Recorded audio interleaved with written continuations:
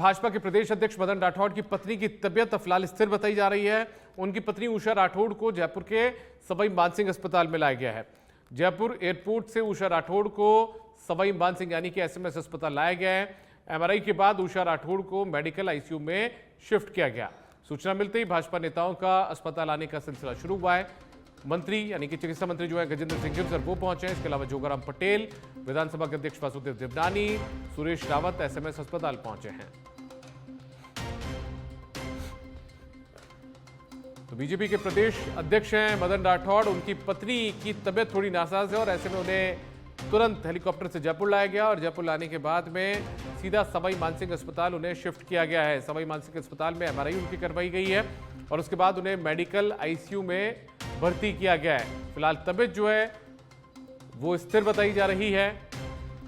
Doctors उनकी सेहत की देखरेख कर रहे हैं। उषा राठौड़ की तबियत को फिलहाल स्थिर बताया जा रहा है।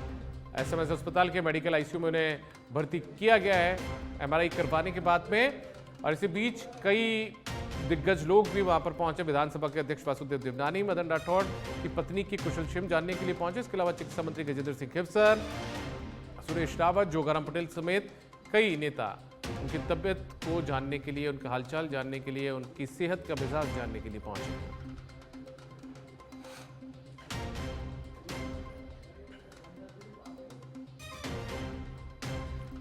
तो मदन राठौड़ बीजेपी के प्रदेश अध्यक्ष हैं, राज्यसभा सांसद हैं। उनकी पत्नी उषा राठौड़ की तबियत थोड़ी नासाज थी और ऐसे में उन्हें एसएमएस अस्पताल लाया गया। ये तस्वीरें आप देखिए। तो मदन राठौड़ की पत्नी को अस्पताल लाया गया। तो इस दौरान दूसरे जो मंत्री हैं वो भी यहाँ पर पहुंचे। मंत्री जोगाराम पटेल पहुंचे और ये वासुदेव देवनानी विधानसभा के स्पीकर हैं वो भी कुशलक्षेम जानने के लिए पहुंचे। सुरेश रावत जो कि मंत्री हैं, जल संसाधन मंत्री, वो भी यहाँ पर पहुंचे हैं और उषा राठौड़ की तबियत का हाल उन्होंने जाना है। चिकित्सा मंत्री गजेंद्र सिंह खिवसर भी यहाँ पर तस्वीरों में आप देख पा रहे हैं। आगे बढ़ते हैं। राजस्थान क्रिकेट संघ से जुड़ी भी खबर है। आरसीए ने जोधपुर जिला क्रिकेट संघ की मान्यता खत्म कर दी है। जोधपुर क्रिकेट संघ के अध्यक्ष दरअसल धनंजय सिंह हैं। आरसीए एडहॉक कमेटी के कन्वीनर डीडी कुमावत ने इस बात की जानकारी रजिस्ट्रार सहकारिता को लिखे पत्र में दी है। तो ये बड़ी खबर क्रिकेट की राजनीति से जुड़ी भी, जहां पर आरसीए ने यानी कि राजस्थान क्रिकेट एसोसिएशन ने जोधपुर क्रिकेट संघ जो है, जोधपुर जिला क्रिकेट संघ, उसकी मान्यता को समाप्त कर दिया, खत्म कर दिया है। जोधपुर क्रिकेट संघ के अध्यक्ष धनंजय सिंह हैं। धनंजय सिंह खिवसर जो है वो सूबे में कैबिनेट मंत्री, काबीना मंत्री गजेंद्र सिंह खिवसर के बेटे हैं। और इस बाबत जो जानकारी है वो आरसीए के एडहॉक कमेटी के कन्वीनर डीडी कुमावत की ओर से रजिस्ट्रार सहकारिता को एक पत्र लिखकर भी दे दी गई है। तो क्रिकेट की सियासत से जुड़ी भी बड़ी खबर है।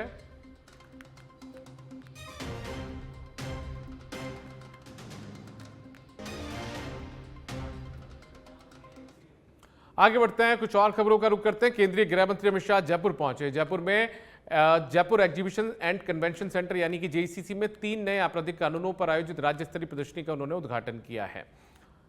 ये देश की आपराधिक न्याय प्रणाली में दंडात्मक दृष्टिकोण से न्याय और पारदर्शिता पर केंद्रित दृष्टिकोण में बदलाव को ये दर्शाती है एग्जीबिशन। गृह मंत्री अमित शाह, मुख्यमंत्री भजनलाल शर्मा और अन्य लोगों ने पुलिसकर्मियों की ओर से अपराध स्थल से लेकर पुलिस स्टेशन और अदालत तक की कार्रवाई पर प्रस्तुति को भी इस दौरान देखा है। पुलिसकर्मियों ने दिखाया कि कैसे नए कानूनों ने बदलाव लेकर वो आए हैं, जांच में लगने वाले समय को कम किया। नए कानूनों में पीड़ित केंद्रित दृष्टिकोण का भी प्रदर्शन किया गया है।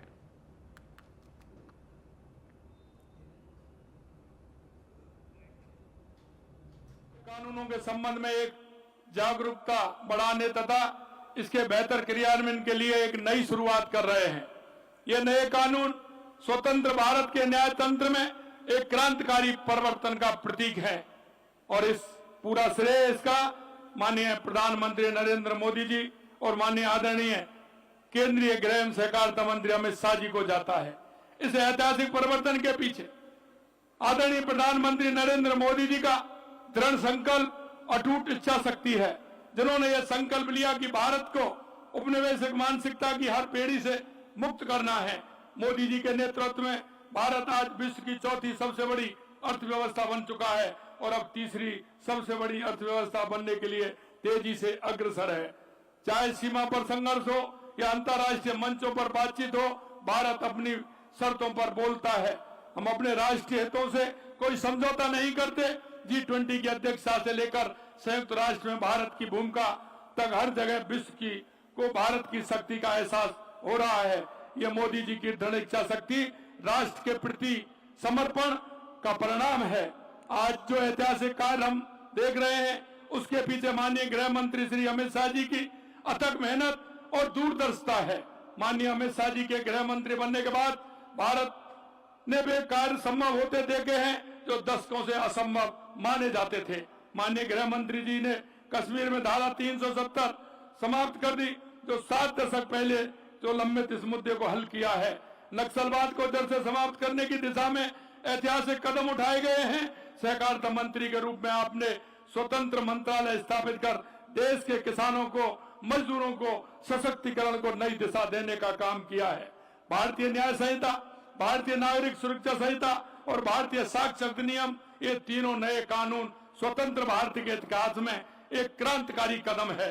ये नए कानून आम आदमी के जीवन को आसान बनाएंगे तथा प्रौद्योगिकी के। भाइयों बहनों, आज का कार्यक्रम एक प्रकार से विकास और न्याय दोनों का समन्वय करने वाला कार्यक्रम है। एक और तो तीनों आपराधिक नए कानून, जिसके माध्यम से देश की आपराधिक न्याय प्रणाली में हम आमूल चूर परिवर्तन करना चाहते हैं। देश भर की जनता को संविधान से मिले हुए सारे अधिकार समय पर और सुलभ तरीके से मिले, ऐसी व्यवस्था करना चाहते हैं। इसका परिचय कराने वाली एक अत्याधुनिक प्रदर्शनी यहां पर शुरू हो रही है।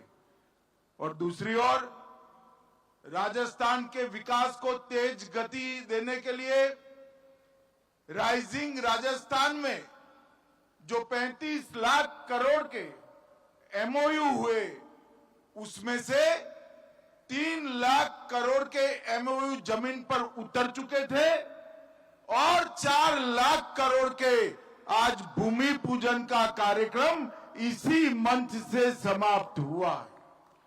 और इसके साथ हजारों करोड़ रुपए के विकास के कार्यक्रम यहां शुरू हुए हैं।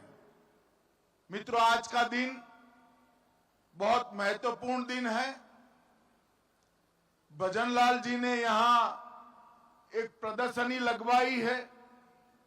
मेरा उनसे आग्रह है कि प्रदर्शनी का कार्यकाल थोड़ा बढ़ा दीजिए, समय बढ़ा दीजिए, दीपावली के अगले दिन तक इसको कर दीजिए। और मेरा इस सार्वजनिक कार्यक्रम से आपराधिक न्याय प्रणाली से जुड़े हुए सभी लोगों को, चाहे वो पुलिसकर्मी हो, चाहे अधिवक्ता हो, चाहे अधिवक्ता बनने वाले विद्यार्थी हो, ये सभी को मेरा विनम्र अनुरोध है कि अब खबर टोंक से। यहां पर बैंदवास पुलिस की बड़ी कार्रवाई देखने को मिली है। तकरीबन 5 लाख रुपए की कीमत की 25 ग्राम स्मैक बरामद की गई है। पुलिस ने एक आरोपी को भी गिरफ्तार किया है। NH52 सोनवा टोल प्लाजा के पास यह कार्रवाई की गई है। तो 5 लाख की कीमत की 25 ग्राम स्मैक के साथ एक आरोपी को गिरफ्तार टोंक जिले के अंदर किया गया है।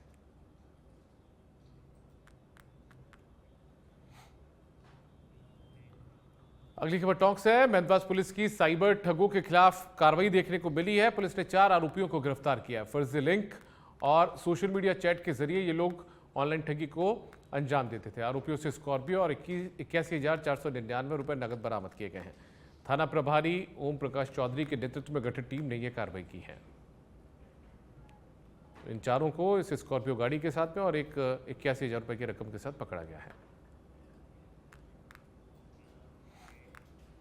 जयपुर में राजस्थान यूनिवर्सिटी से खबर है। फ्रेशर पार्टी के दौरान आपस में 2 छात्र नेता गुट जो है वो भिड़ गए।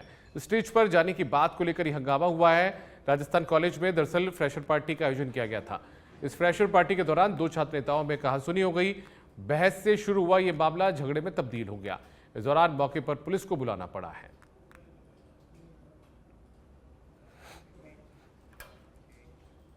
राजस्थान का अध्ययन दल डेनमार्क की 6 दिवसीय यात्रा पूरी कर कल जयपुर लौटेगा। दल ने Danish food and agriculture council के हेड ऑफिस का भ्रमण किया है।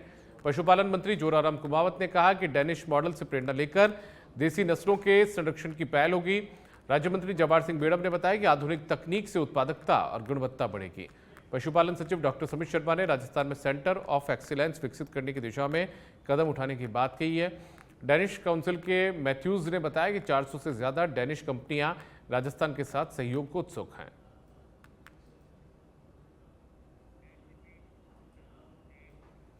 सायला उपखंड में इन दिनों बिजली के स्मार्ट मीटर लगाने को लेकर हंगामा मचा है। किसानों से लेकर व्यापारियों तक सभी वर्ग इस फैसले का विरोध कर रहे हैं।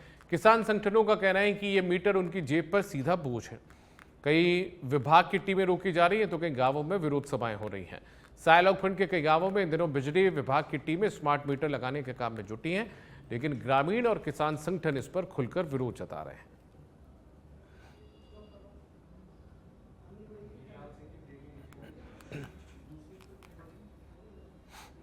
तो स्मार्ट मीटर लगाने को लेकर जो हंगामा है वो लगातार देखने को मिल रहा है। इसी बीच ये सभाएं तक स्मार्ट मीटर की योजना के विरोध में हो रही हैं।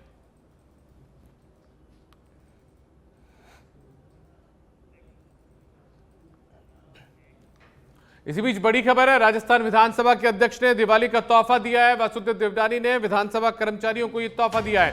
विधानसभा में 22 अधिकारी कर्मचारी पदोन्नत हुए हैं। अधिकारी व कर्मचारियों ने देवनानी का आभार व्यक्त किया है। अधिकारी और कर्मचारी संस्था की कार्यकुशलता और गरिमा के आधार स्तंभ है। ये बात विधानसभा के अध्यक्ष वासुदेव देवनानी ने कही है। 2 वरिष्ठ उप सचिव, 2 उप सचिव, 5 सहायक सचिव, 4 अनुभाग अधिकारी, 4 सहायक अनुभाग अधिकारी, 1 मुख्य संपादक, 1 संपादक, 2 सहायक संपादक और 1 अधिकारी को अतिरिक्त मार्शल पर पदोन्नत जो है वो यहां पर किया गया है।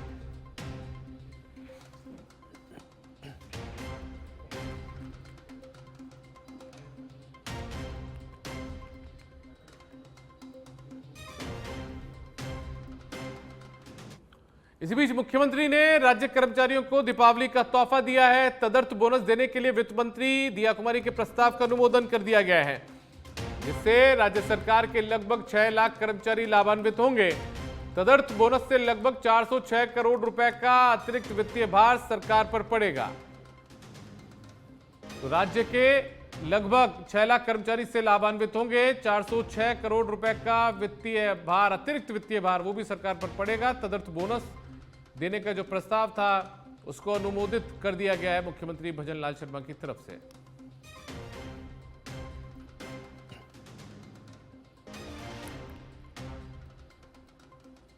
तो वित्त मंत्री दिया कुमारी की तरफ से जो प्रस्ताव भेजा गया था तदर्थ बोनस का, उसको मंजूरी यहां पर मुख्यमंत्री भजन लाल शर्मा की तरफ से दे दी गई है। 406 करोड़ रुपए का अतिरिक्त प्रभार, वित्तीय भार सरकार पर इससे पड़ेगा।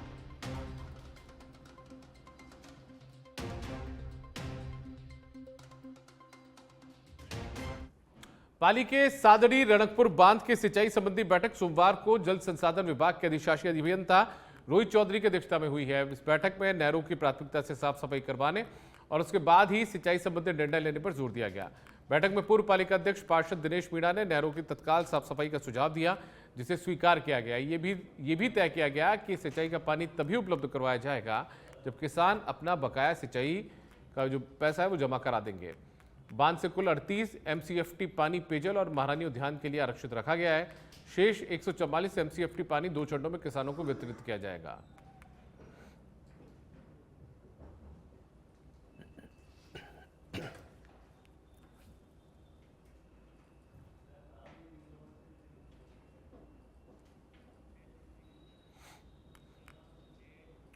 प्रतापगढ़ के जिला पुलिस अधीक्षक बी आदित्य के निर्देशन में चलाए जा रहे ऑपरेशन चक्रव्यूह के तहत थाना अडनौत पुलिस ने बड़ी सफलता हासिल की है। लंबे समय से फरार चल रहे 25,000 रुपए के इनामी अभियुक्त नदीम पठान को पुलिस ने गिरफ्तार कर लिया है। साथ ही आरोपी के पास से 1 किलो 650 ग्राम अवैध MD ड्रग्स, MD बनाने में प्रयुक्त पाउडर, 161 जिंदा कारतूस, 1 पिस्टल और 12 बोर बंदूक को जब्त किया गया है।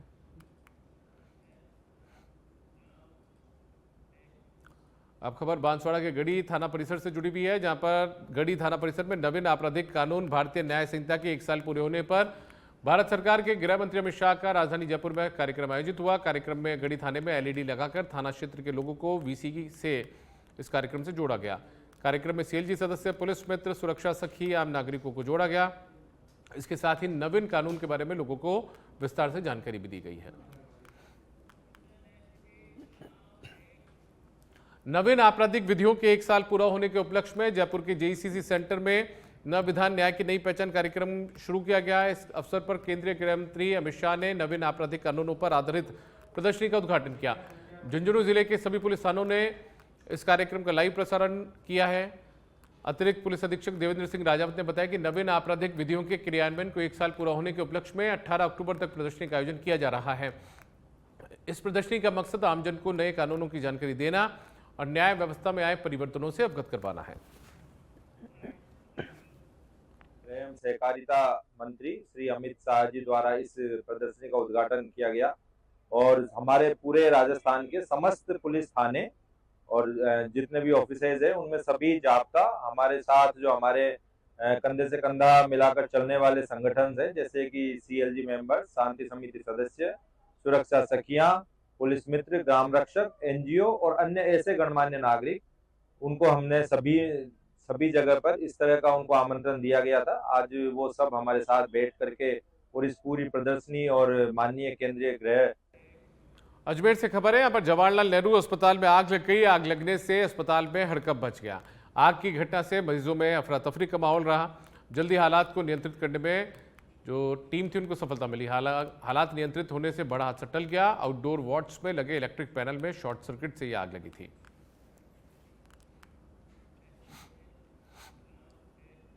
ब्यावर शहर के मील गेट फाटक के समीप एक दर्दनाक हादसे में 40 साल की युवक की जान चली गई। जयपुर से मारवाड़ की ओर जा रही पैसेंजर ट्रेन की चपेट में आने से युवक गंभीर रूप से घायल हुआ था।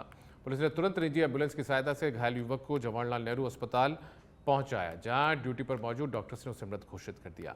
पुलिस ने शव को कब्जे में लेकर अस्पताल की मोर्चरी में रखवाया है।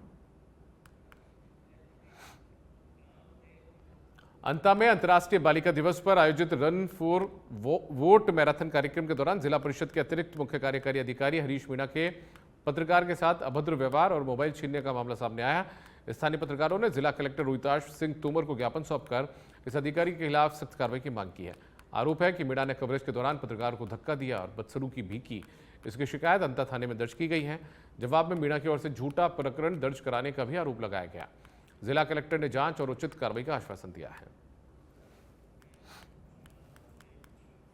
रायसिंह नगर क्षेत्र में पहली बार बीकानेर रियासत के महान शासक महाराजा गंगा सिंह की जयंती के अवसर पर जैन धर्मशाला में ऐतिहासिक आयोजन किया गया। महाराजा गंगा सिंह समिति की ओर से रक्तदान शिविर का आयोजन किया गया है, जिसमें बड़ी संख्या में लोगों ने रक्तदान कर मानव सेवा का संदेश दिया। डीग के पहाड़ी से खबर है, पुलिस का व्यापार संघ ने सम्मान किया है। पहाड़ी थाना सीओ और गिरिराज मीणा और थानाधिकारी योगेंद्र सिंह का यह सम्मान हुआ है। अपराध पर अंकुश लगाने और आमजन की सुरक्षा पर यह सम्मान दोनों अधिकारियों का किया गया। दोनों अधिकारियों ने अपराधियों को दरअसल विभिन्न मामलों में गिरफ्तारियां उनकी की मामले के खुलासे किए थे। व्यापार मंडल अध्यक्ष मनीष शर्मा समेत जनसमूह इस दौरान मौजूद रहा। खबर बूंदी से है, रेलवे फाटक पर दर्दनाक हादसा हुआ है। ट्रेन की चपेट में आने से वृद्धा की मौत हो गई। बंद फाटक को पार करने के प्रयास में यह हादसा हुआ। हादसे में ग्रामीणों में खासतौर पर आक्रोश देखा गया है।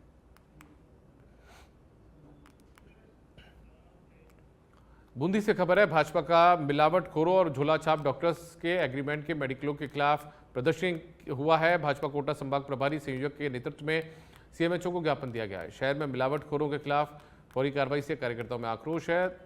कुछ दुकानदारों के खिलाफ छोटी कार्रवाई करके खानापूर्ति कर दी जाती है। ज्ञापन के दौरान भाजपा कार्यकर्ता एवं पदाधिकारी मौजूद रहे हैं।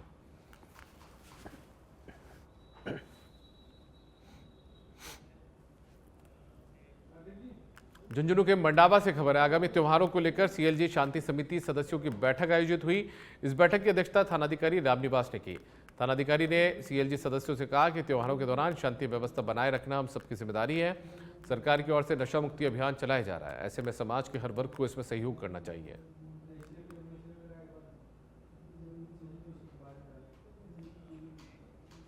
बूंदी के विधायक हरिमोहन शर्मा ने सिलोर ग्राम पंचायत में विधायक कोष से 12,30,000 रुपए के विकास कार्यों का लोकार्पण किया। कार्यक्रम में पीसीसी सदस्य सतीश शर्मा ने अध्यक्षता की। महरामपुरा में 4 दीवारी, सिलोर में बोरिंग मोटर, बगीची में टीन शेड और भीमपुरा में ग्रेवल कार्य शामिल है। ग्रामवासियों ने दोनों नेताओं का भव्य स्वागत किया। बूंदी विधायक हरिमोहन शर्मा ने भाजपा सरकार पर निशाना साधते हुए कहा कि सरकार ने कोई नया विकास का काम नहीं किया और पूर्ववर्ती सरकार के कार्यों का ही उद्घाटन कर रही है। उन्होंने नमाना, गरडदा, भूपतपुरा सड़क और गरडदा सिंचाई परियोजना की एनओसी में देरी पर भी सवाल उठाए। सतीश शर्मा ने भाजपा पर कानून व्यवस्था और जन समस्याओं के समाधान में विफलता का आरोप लगाया। कार्यक्रम में सरपंच मुकेश, राधेश्याम मीणा, नंदकिशोर कुशवाहा समेत कई ग्रामवासी मौजूद रहे। राजस्थान भाजपा के पूर्व प्रदेश अध्यक्ष और राजस्थान राज्य वित्त आयोग के अध्यक्ष डॉक्टर अरुण चतुर्वेदी को दुबई में आयोजित भव्य समारोह में राजस्थान रत्न अवार्ड 2025 से सम्मानित किया गया। ये सम्मान उन्हें समाज सेवा, लोक कल्याण तथा राजस्थान के समग्र विकास के प्रति उनके उल्लेखनीय योगदान के लिए दिया गया है।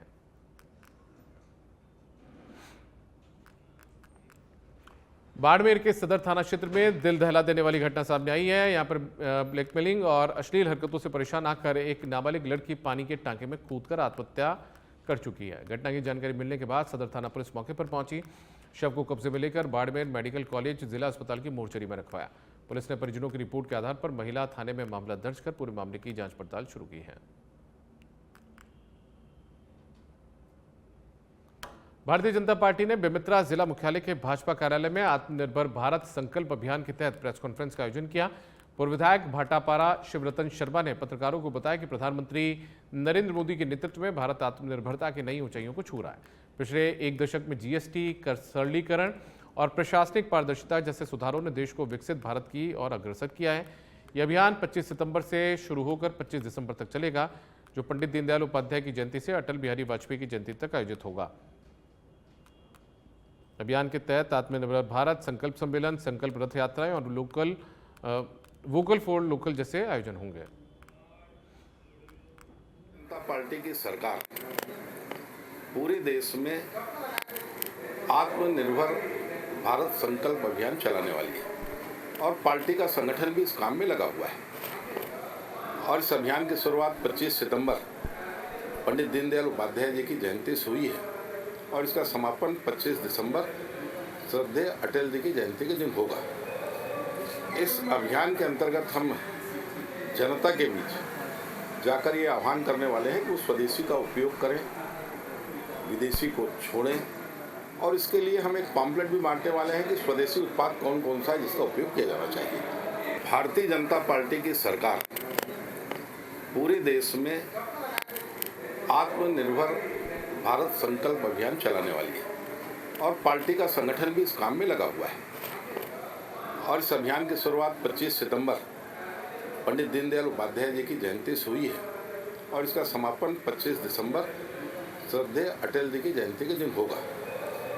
इस अभियान के अंतर्गत हम जनता के बीच जाकर ये आह्वान करने वाले हैं कि वो स्वदेशी का उपयोग करें, विदेशी को छोड़ें और इसके लिए हम एक पम्पलेट भी बांटे।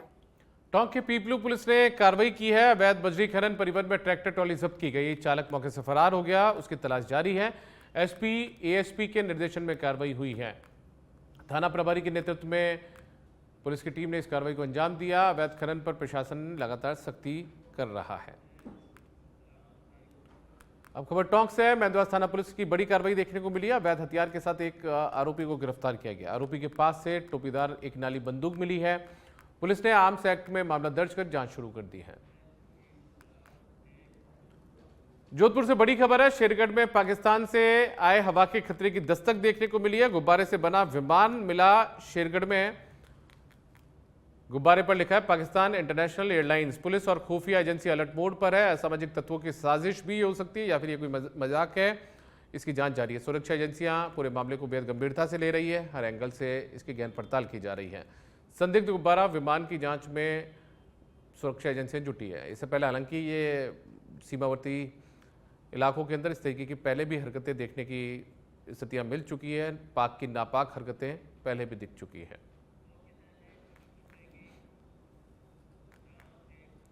और बांसवाड़ा से खबर है, यहां पर जिला एवं सत्र न्यायाधीश ने आरोपी को 5 साल की सजा सुनाई है। आत्महत्या के लिए उकसाने और दहेज की मांग करने पर यह सजा सुनाई गई है। लोहारिया थाने में एक मामला दर्ज करवाया गया था। आरोपी को 5 वर्ष की कठोर कारावास की सजा हुई है। 50,000 रुपए के अर्थदंड से भी दंडित किया गया है।